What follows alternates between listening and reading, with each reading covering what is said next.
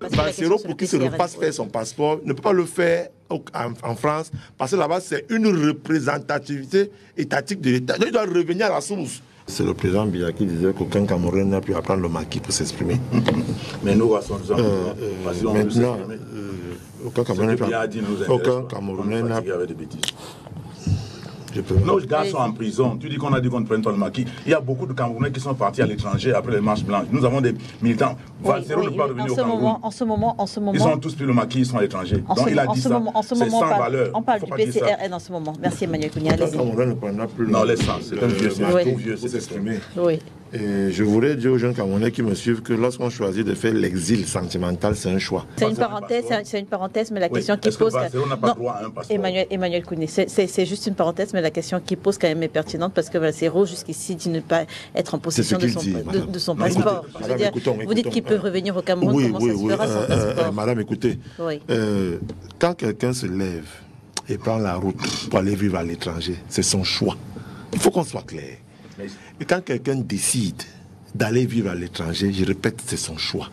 Valsero a eu un passeport qui est arrivé en expiration. Oui. Il a demandé à le renouveler. Oui. On lui a demandé de revenir au Cameroun pour renouveler ce passeport. Mais comment ça se fait? Je suis en train d'expliquer. Pourquoi tu es agité? Emmanuel Kounia, permettez que Charles Lisan explique aux téléspectateurs comment c'est possible de revenir au Cameroun sans passeport, si le passeport est... Parce que le laissez-passer existe, madame. Et c'est ça, parce qu'on a laissé certaines personnes envahir les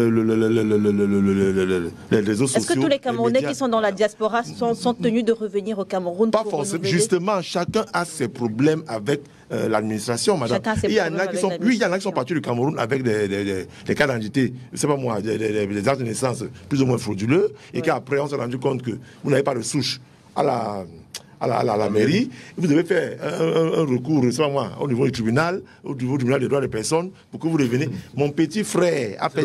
Oh, c'est pas possible. Valsero ne m'intéresse pas, c'est sur le cas des Camerounais qui m'intéresse.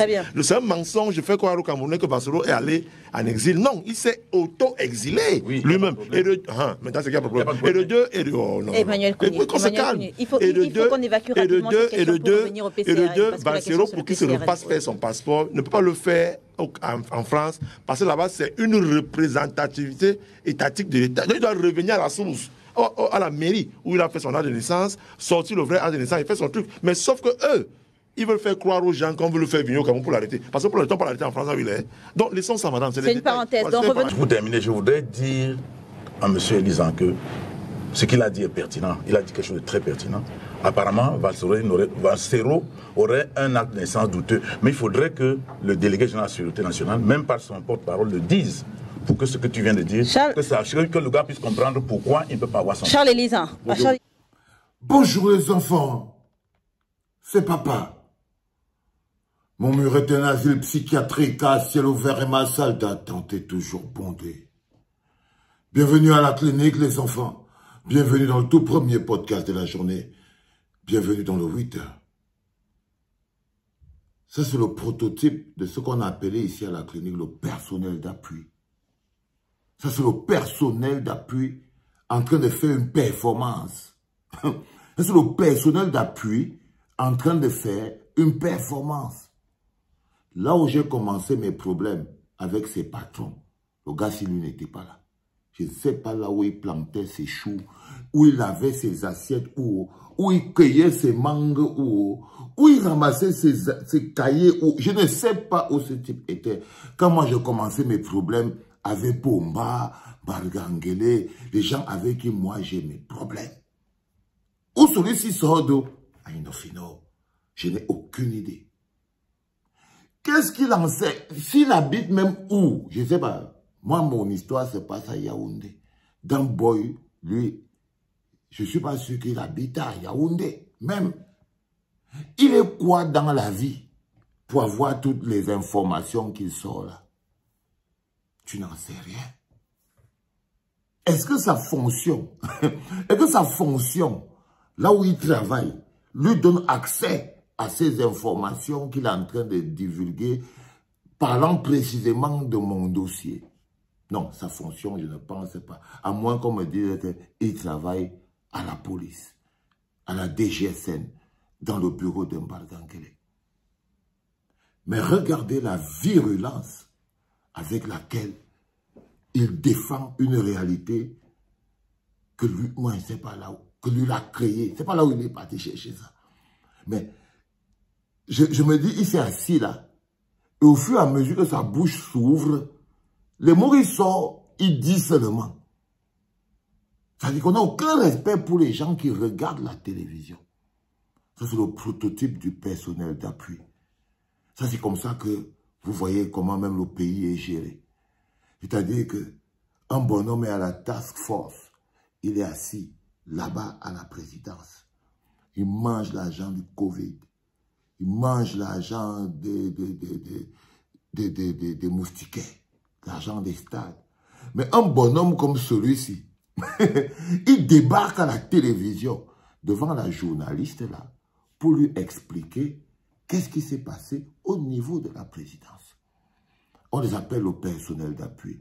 Dans un système de conservation de pouvoir, c'est l'un des mécanismes de protection que les dictateurs utilisent, que les conservateurs de pouvoir utilisent pour ne pas rendre compte. Ils ont créé le personnel d'appui. Ils sont capables d'être agressifs. Vous voyez l'agressivité qu'ils dégagent. En fait, ce n'est que l'expression de sa haine envers ma personne. Ils détestent tout ce que je suis. Ils détestent l'homme libre que je suis. Ils détestent l'arrogance intellectuelle que je dégage. Ils détestent l'assurance avec laquelle je parle. Et encore plus loin, ce qui est encore extraordinaire, c'est que lorsqu'on est un personnel d'appui, c'est à la performance, dans sa tentative de décrédibiliser, qu'on est noté par son chef. Donc, plus il est méchant, plus il défend son chef avec violence, avec virulence, nos limites, plus son chef est content. Mais il arrive à faire suffisamment de bruit pour que même la journaliste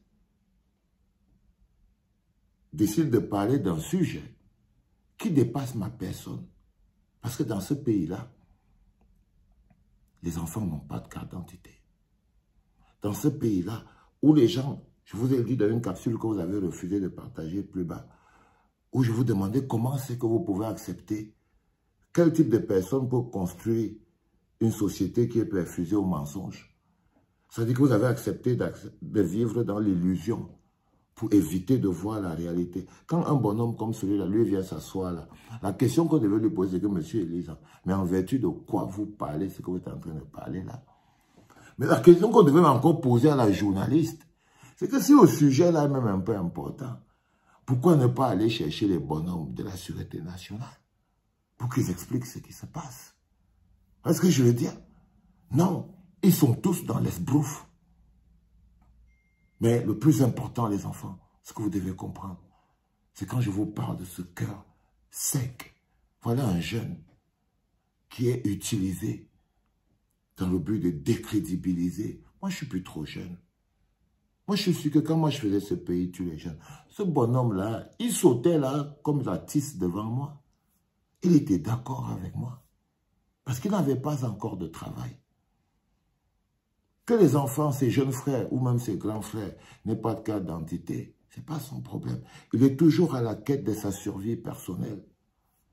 Et ses patrons l'ont repéré.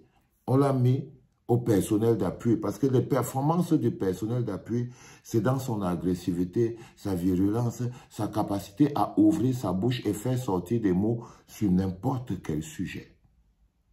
Sur n'importe quel sujet. Alors ils utilisent ça, le personnel d'appui.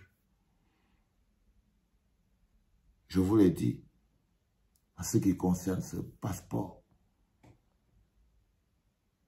je suis arrivé jusqu'où je pouvais aller, jusqu'à ce que ça commence à me coûter. Bientôt, je ne suis même pas sûr que je peux acheter les choses pour Noël. Si je continue à l'avocat et tout ça, ça coûte de l'argent. Mais on l'a envoyé pour venir se foutre de ma gueule. Et il le fait avec agressivité. C'est comme ces milliers de jeunes qui sont là en commentaire à la clinique. Vous allez remarquer que ceux qui insultent le plus, ils ont le badge de super fan. C'est comme si on les paye pour juste venir faire ça. C'était papa.